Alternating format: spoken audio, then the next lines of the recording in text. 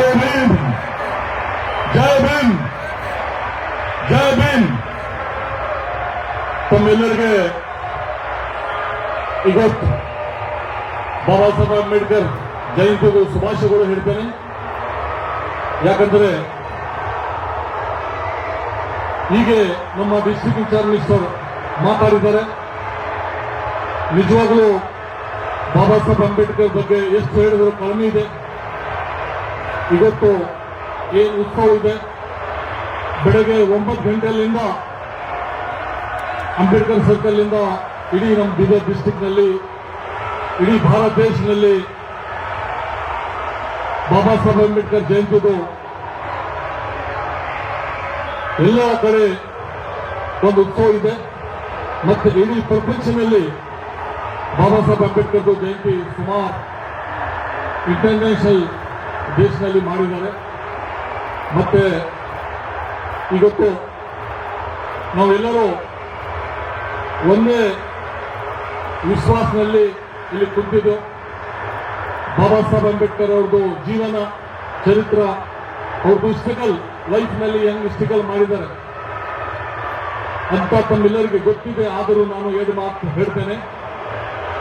मैं बाबा साहब के बारे में 2-4 बात बताना चाहता हूं कि बाबा साहब की जिंदगी कितनी कठिन गुजरी है. ऐसा नहीं कि जवानी में कठिन गुजरी है. किसी लोगों को जवानी में मुश्किलात आते हैं, किसी को लास्ट एज में मुश्किलात आते हैं, लेकिन बाबा साहब का जीवन ऐसा नहीं था. बचपन से ही मुश्किल में थे वो, बचपन से ही छूछा में, अमीरी गरीबी में, लोगों में, स्कूल में, घर में, गांव में, इस देश में, इस डिस्ट्रिक्ट में उनको बचपन से ही स्ट्रगल करना पड़ा. बचपन से ही उनको स्कूल में पढ़ाने के लिए जब जाते थे, पढ़ने के लिए, तो वहां पे भी भेदभाव होता था, वहां पे भी ऊंच नीच होता था. वहां पे उनको क्लासरूम के अंदर बिठाया नहीं जाता था. वहां पे टीचर उनको बाहर ढकल दिया जाता था. उनको पानी पीने के लिए पानी तक नहीं दिया जाता था. तो वैसे सिचुएशन में उनके गांव में, वहां पे उनके बहनों को, बहुओं को, बेटियों को उस गांव में अत्याचार होता था. लोग जिंदे वाले तकलीफ देते थे, उठा लेते थे. गांव में बड़े लोग झाड़ों को बंद के मारते थे.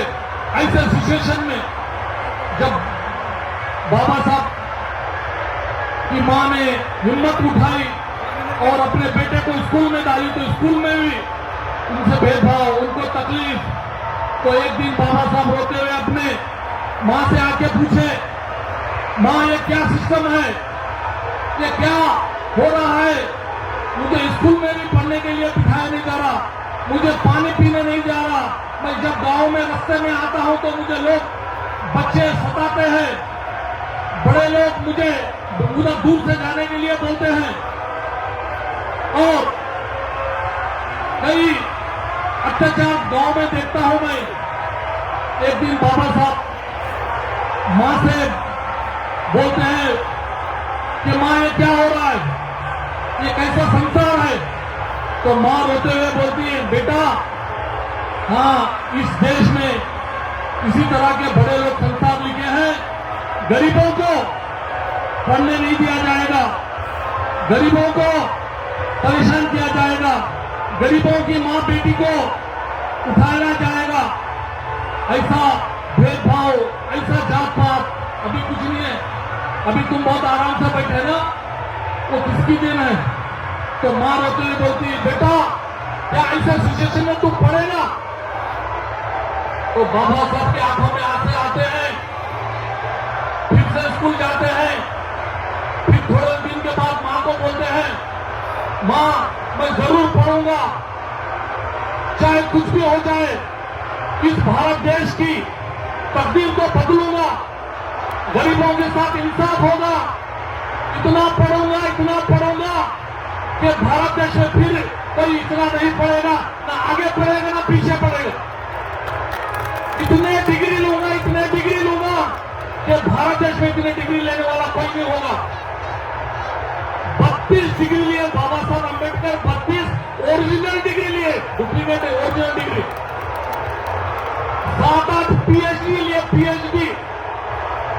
मां मैं ऐसी किताब लिखूंगा कि भारत देश में कि कोई गरीब को अत्याचार नहीं होगा, कोई छूटा नहीं होगा, कोई भारत देश में ऊपर नीचे नहीं चलेगा। ऐसी किताब लिखे बाबा साहब अम्बेडकर ने। वो किताब है संविधान, जिसके वजह से आज भारत देश में पूरा इक्वलिटी, भारत देश में आज हर लोग शान से।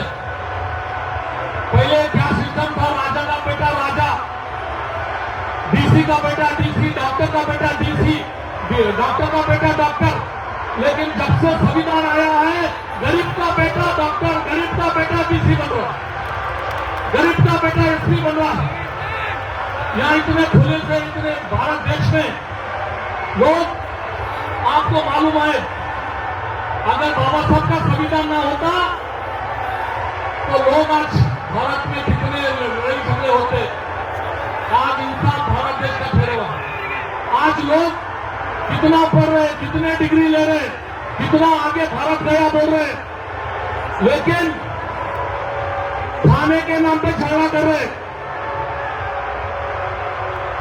कलर के नाम पे झगड़ा हुआ, लाल अलग तो पीला अलग, ऊदा अलग, कलर को लेकर झगड़ा कर रहे। कपड़े के लिए झगड़ा हो रहा है, तेरा पीला मेरा हरा, मेरा ऊदा बोल के हो रहा है। फूलों के बारे में किसी का लाल फूल, किसी का गेंद का फूल, किसी का हरा फूल बोल के। जानवर के लिए झगड़ा हो रहा है, जानवर के लिए। बकरा एक का है, गाय एक का है, भैंस एक का है, बैल का एक, उसके बारे में झगड़ा हो रहा है। ये हिंदुस्तान की पढ़ाई, ये हिंदुस्तान की तरक्की, ये सरकार है। जबकि बाबा साहब का कानून इतना स्ट्रिक्ट है, क्योंकि अभी बहुत ही लोग खुशी में है, साउंड है, सुनने की दिक्कत है, इसके लिए मैं शॉर्ट में बोल रहा हूं। आप लोग खुशी के साथ बाबा साहब का कल को भी याद करना चाहिए। ये जितनी खुशी है, अगर बाबा साहब न होते तो किसी को नहीं मिलती।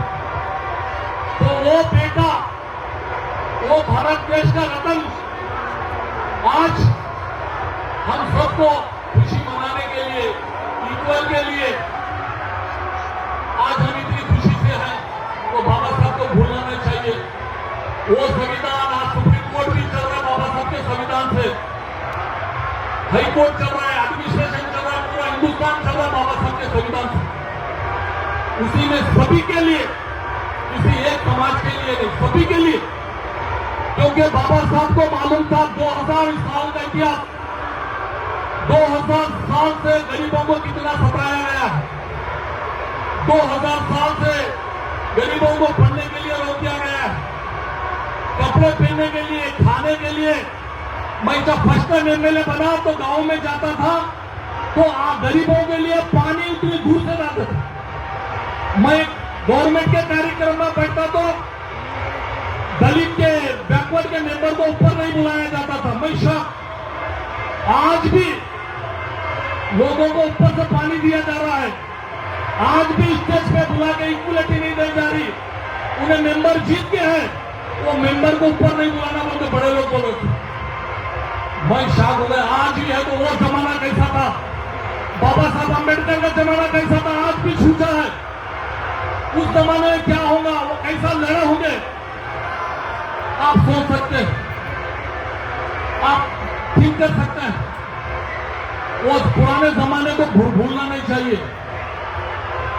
बाबा साहब को कभी, तो आज पूरे भारत देश में, पूरी दुनिया में बाबा साहब पढ़ के, और 2000 जो साल तकलीफ हो गई, वो तकलीफ को जब बाबा साहब को पावर आया, जब बाबा साहब को संविधान लिखने का पावर आया, वो चाहते हैं तो बदला 2000 साल का गरीबों को बदला लिख सकते थे, लेकिन बाबा साहब संविधान में ऐसा नहीं करे। बाबा साहब बड़े लोगों को झुकाने का काम कर सकते थे, लेकिन बाबा साहब इक्वल कर दिया सबको, इक्वलिटी। कोई अमीर नहीं, कोई गरीब नहीं, बाबा साहब कोई बदला नहीं है संविधान में। आज सब लोग इंसाफ मांगते हैं, तो संविधान में थोड़ा इंसाफ तो मैं सभी को रिक्वेस्ट करता हूं, आज इतना हालात भी ये संविधान बचाना है। लोग जब इलेक्शन होता है लोग आगे हाथ पैर पड़ते हैं, तो संविधान पे शपथ लेते हैं, जैसा पावर में आते कि संविधान को भूल जाते, अपनी मनमानी चलाते। तो ऐसे लोगों को भी नजर में रखना चाहिए। आज महात्मा लोग बैठे हैं, गुरु जी बैठे हैं, अप्पा जी बैठे हैं, तो आज खुशी का दिन है, बहुत बड़ा खुशी का दिन है। इतनी आजादी किसने दी, इतनी आजादी किसने दी आप बताइए। बाबा साहब अम्बेडकर संविधान की वजह से इतनी आजादी मिली। तो मैं इसके लिए सभी भाइयों को, दोस्तों को यह बोलना चाहता हूं, लोग आज भी जात पात करते, इतना पढ़ लिख के जात पात है, जात पात कम नहीं हुई, ऊंच नीच कम नहीं हुआ। सिर्फ यह बाबा साहब का संविधान है, सबको छुपा के रखा। संविधान नहीं रहता तो आज उससे डबल परेशान होती। आज भी लोग खाने के नाम पे परेशान, आज भी लोग क्या क्या बात करते हैं। आज भी भारत देश पूरी दुनिया में सेकेंड बीफ का इसको एक्सपोर्ट करता है, सेकेंड बीफ का एक्सपोर्ट।